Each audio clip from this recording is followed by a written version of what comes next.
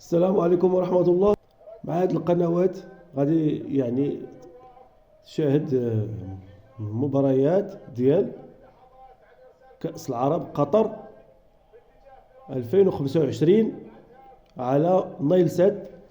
أول قناة هي عمان تي في، الفريكونس ديالها 12284 فيرتيكال على 27500. وهاد القناة ديال أبو ظبي 11411 على 30000. الكاس حتى هي كتنقل 12272 على هوريزونتال على 27500. هاد المصرية كتنقل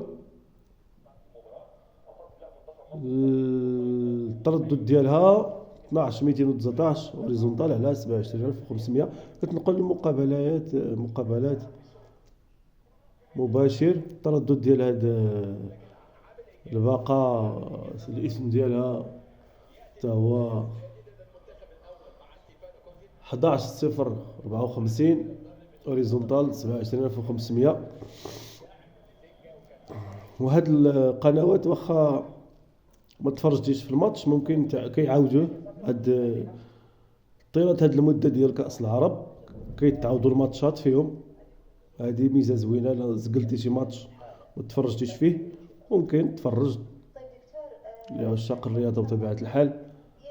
كاين اللي كيعرف النتيجة ما كاين. هاد الكويتية حتى هي كتنقل 11054 فيرتيكال 27500.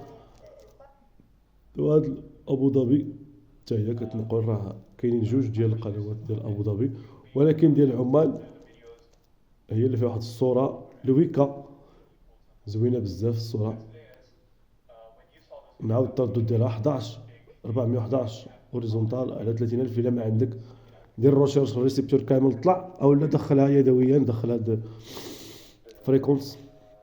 فرجة ممتعة.